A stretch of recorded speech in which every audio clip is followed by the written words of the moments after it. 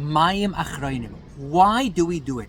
You know, there was a teacher teaching in Hebrew school, and he said the story how Lot's wife turned into a pillar of salt. A boy called out, he said, the same thing happened to my mother yesterday. She was driving the car and she turned into the traffic light.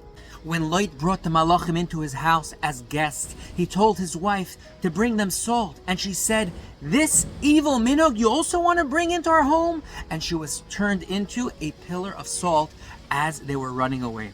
You know, Mayim achronim, it says in Shulchan Aruch, we wash right before we bench.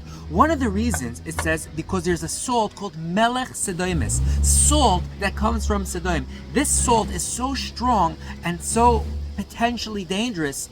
If it chas v'shalom is on our fingers and we touch our eyes, it can make a person blind. The Chacham said we must wash our fingers right before we leave the meal.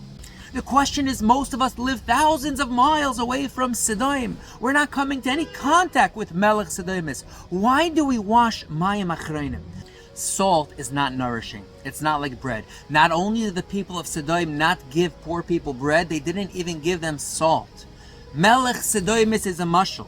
It's a mashal of the philosophy of the people of Sodom that didn't care about others, that didn't care about poor people. They were blind to the needs of others and refused to practice hospitality. A hungry person has sympathy to someone else in need.